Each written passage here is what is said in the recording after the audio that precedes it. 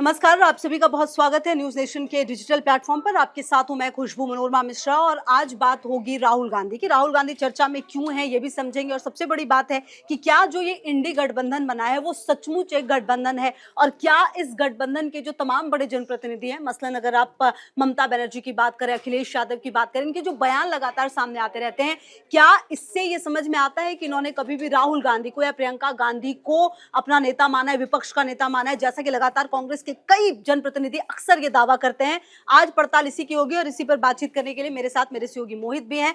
मोहित, जिस तरीके के पिछले कुछ दिनों में प्रतिक्रियाएं सामने, अच्छा देखिए, पिछले कुछ समय से अगर आप कांग्रेस की बात करें, पर्टिकुलरली हरियाणा चुनाव में, महाराष्ट्र चुनाव में जिस तरह का प्रदर्शन रहा है, क्या ये बड़ी वजह है कि राहुल गांधी वैसे स्थापित नहीं हो पा रहे इंडी गठबंधन के नेता के तौर पर? बिल्कुल। देखिए, इंडिया गठबंधन में स्थिति वो हो गई है जो गलती कांग्रेस ने हरियाणा में की। हरियाणा के नेताओं में खास तौर पर ये बात जो कही गई कि कांग्रेस के जो नेता थे वो चाहते थे कि जितनी विधानसभा सीटें हैं उसमें से सिर्फ इतनी सीटें आ जाएं, इससे ज्यादा भी ना आए, इससे कम भी ना आए। उस गलती में वो सारी गवा बैठे। तो वही स्थिति अब इंडिया अलायंस में हो रही है पावर को लेके, क्योंकि आपने 2024 में अपना प्रदर्शन एक साथ आके प्रदर्शन तो दिखा दिया, आपने सीटें अपनी बढ़ा ली, लेकिन अब वो जो लाइन क्रॉस है ना कि अब इतनी सीटें आखिर किसकी बढ़ जाएं जो सत्ता में काबिज हो जाएगा, तो वो कोई पार्टी नहीं चाहती कि इंडिया अलायंस में कि दूसरी पार्टी जो है बिल्कुल उस बेंचमार्क पे पहुंच जाए जिससे कि वो सारी चीजें उसके कंट्रोल में आ जाएं। तो वहां पर स्थिति बहुत ज्यादा अस्त व्यस्त है। और बड़ी बात यह है कि आप जितने चुनाव देखिए, जम्मू कश्मीर का चुनाव आप देखिए,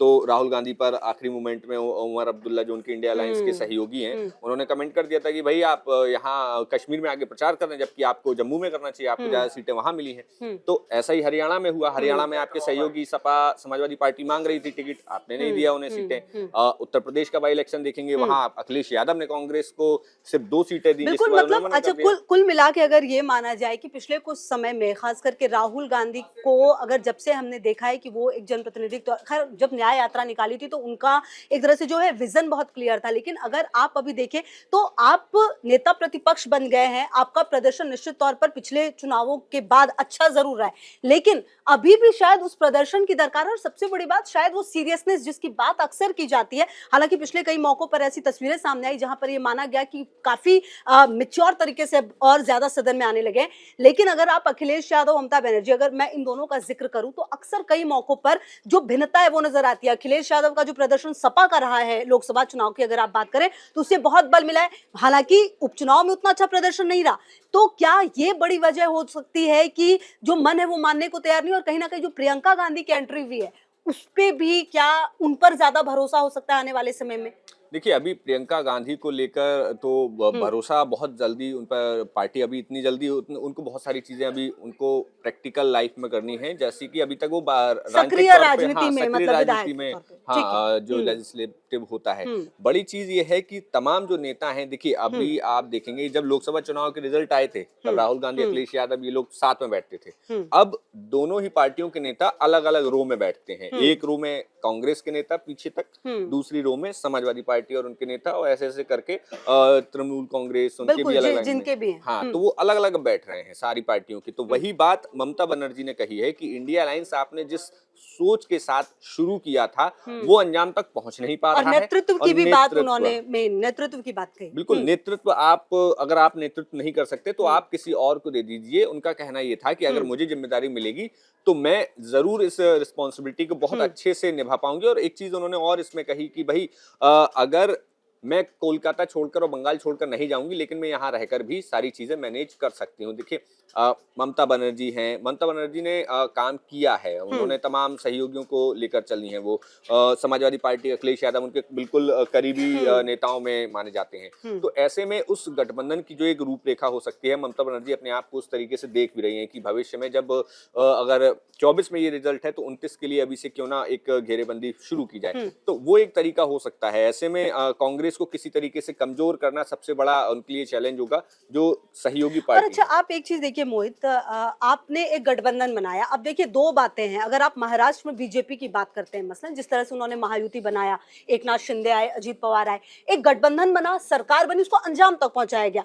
आपको सीखना चाहिए, क्योंकि आप देखिए कांग्रेस में होता क्या है कि अच्छा चलिए हम लोकसभा चुनाव साथ में लड़ेंगे लेकिन हरियाणा अलग अलग लड़ेंगे क्योंकि सीटों पर सहमति नहीं बन पाई, उत्तर प्रदेश में साथ में नहीं लड़ेंगे, मतलब सेलेक्टिव हो जाता है। है। ऐसे में जो जनता के बीच आप जा रहे हैं, फिर वो अप्रोच नहीं है ना। फिर आप ये कहें कि हम एक गठबंधन के तौर पर हैं और राज्यों में आप अलग अलग लड़ेंगे, क्लेश वहां पर जो है क्लैश देखने को मिलता है, तो वो कहीं ना कहीं शायद बहुत पॉजिटिव नहीं जा रहा है और शायद ममता बनर्जी इस बात को समझ रही हैं। जो कांग्रेस की हमने महाराष्ट्र की बात की, सबसे बड़ी कीमत इंडिया अलायंस को यही चुकानी पड़ी बिल्कुल। कि इंडिया अलायंस में जो उनके 3 सहयोगी ही थे, तीसरे चौथे को तो लेना ही नहीं था, उन 3 सहयोगियों में भी आपसी बातचीत हो ही नहीं पाई और सीटों को लेकर किस तरीके से खींचतान आखिरी और मतलब चुनाव हमेशा ऐलान के एन बाद मोमेंट तक तक, चलती बिल्कुल रही, एन मोमेंट तक, बिल्कुल। चुनाव के आखिरी दौर तक भी सीटों को लेकर खींचतान चलती रही। तो वो एक मैसेजिंग गई कि भाई यहाँ पर अगर इतनी कंफ्यूजन शुरुआत में है तो फिर बिल्कुल। जीतने के बाद क्या होगा। तो अच्छा, ये जो कंफ्यूजन की स्थिति है, ये आप देखिए इंडिया गठबंधन में हमेशा देखने को मिला है।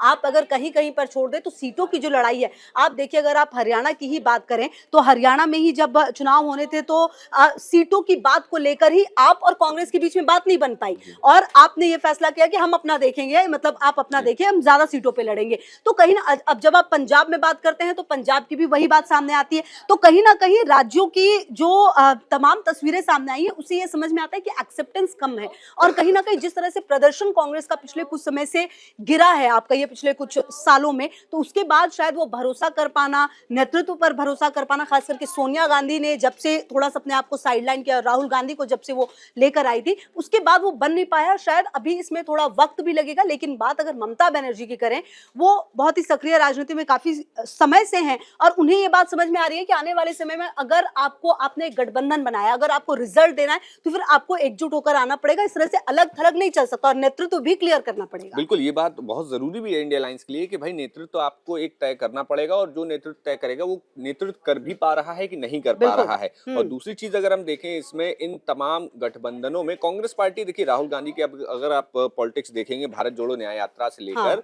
अभी तक उनका एक स्पीच, मतलब हर जगह वही स्पीच, उन्होंने मुद्दे अपने स्पीच में अपडेट और नहीं कहीं किए, ना जबकि कहीं वो रीजनल पार्टी ने संविधान किया है। और बाकी चीजों को लेकर जिस तरह से वगैरह, शायद अब उससे उन्हें निकलने, आपको ग्राउंड पे देखना पड़ेगा कि अच्छा, आप कहते हैं कि बहुत सारे मुद्दे हैं जिसको कि आप उठा ही नहीं पा रहे हैं लगातार। लोगों के पास, लोग कई बार जब हम सर्वे के लिए आप जब जमीन पे निकलेंगे तो लोगों की पहली लाइन ही होती है क्योंकि हमारे पास ऑप्शन नहीं है, क्योंकि आप ऑप्शन बन नहीं पा रहे, क्योंकि आप उन जमीन से जुड़े मुद्दों को लोगों तक पहुंचा नहीं पा रहे हैं, फेल्योर जो उसे पहुंचा नहीं पा रहे हैं, शायद यही बड़ी वजह है। अच्छा, एक चीज देखिए, अगर नेतृत्व की आप बात करें तो बीजेपी से ये भी सीखने की जरूरत है कांग्रेस को। आप देखिए बीजेपी कभी चेहरा रिवील नहीं करती।